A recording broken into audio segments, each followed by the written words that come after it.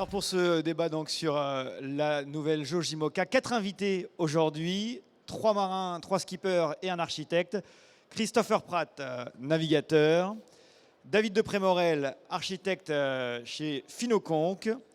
Et 2 autres navigateurs, Jean Lecam et Bernard Stam. Alors la première question, parce que c'est un débat, on peut les applaudir.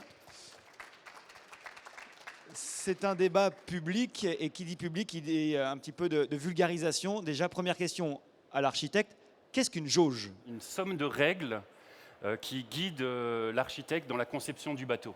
Ça fixe par exemple la longueur, la largeur, la surface de voile, le tirant d'eau, c'est-à-dire la profondeur de la quille, etc.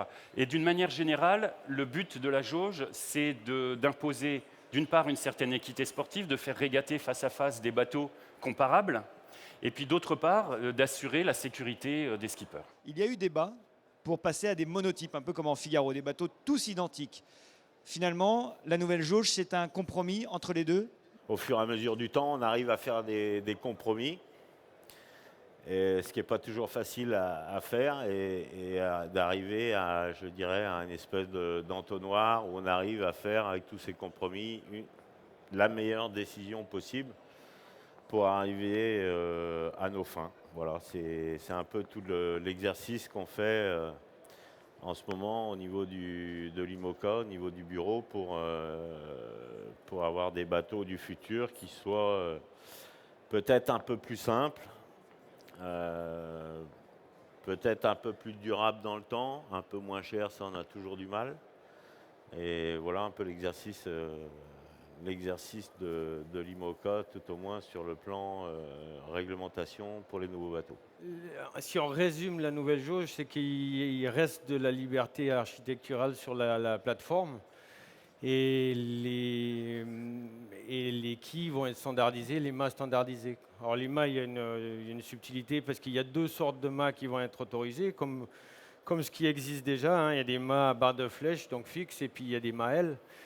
Et donc les deux sortes de gréements sont autorisés, mais les 2 sont standards. Petit à petit, plus la jauge vieillit ou prend de l'âge, plus les gens l'ont étudié. Donc plus ça ferme petit à petit le cadre et plus l'accès à la performance devient cher. Donc on ajoute une notion économique là-dedans.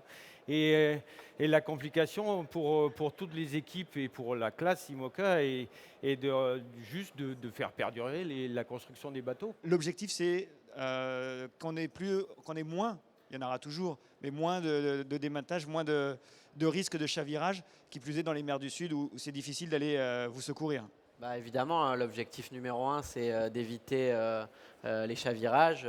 Jean pourrait en parler bien mieux que moi pour l'avoir vécu à un des pires endroits de la planète. Mais c'est sûr que la volonté de la classe, c'est avant tout d'assurer la sécurité des skippers. Donc sur les quilles, il n'y a vraiment aucun doute là-dessus. Il fallait qu'on intervienne et qu'on ne puisse plus avoir ce qui s'est produit sur le dernier Vendée Globe, que ce soit avec Jean-Pierre Dick qui lui a pu finir la course ou avec Ravière qui malheureusement s'est retourné et a eu du mal à récupérer son bateau.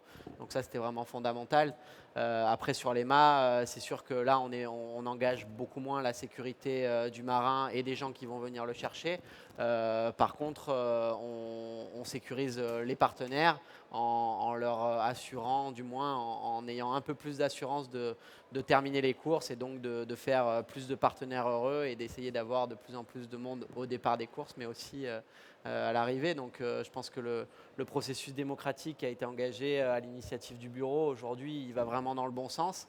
Et après, il faut arriver à tout mettre en place. Mais je pense qu'on va vraiment dans un sens qui est bon à ce niveau-là, au niveau de la sécurité, et puis d'essayer d'avoir un maximum de bateaux à l'arrivée des courses.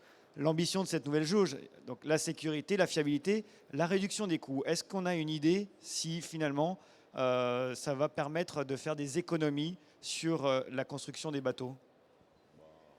Les économies, je ne sais pas, mais tout au moins limiter l'inflation, limiter l'explosion des budgets, puisqu'on a quand même, à l'intérieur de cette jauge-là, on a quand même limité certaines limitations au niveau des matériaux de construction, en termes de coûts et aussi de fiabilité. Non, pour compléter, juste le but de la nouvelle jauge, c'est aussi tout en gardant des nouveaux bateaux qui vont plus vite que les anciens, d'arriver à ne pas non plus avoir des nouveaux bateaux qui écraseraient complètement la concurrence et qui du coup rendraient les anciens bateaux qui ne sont pas si anciens que ça, hein, qui ont 4 ans, complètement obsolètes. Donc tout le jeu, il est là et il est hyper délicat entre avoir des nouveaux bateaux qui vont un petit peu plus vite que les anciens et pas non plus rendre des bateaux qui n'ont que 4 ans complètement obsolètes, et donc d'avoir la nécessité de construire forcément un bateau neuf si on veut gagner le Vendée Globe. Eh ben, on peut remercier nos invités d'avoir participé à ces débats de la course au large, de nous avoir un petit peu éclairé sur cette nouvelle jauge. Ocean Master.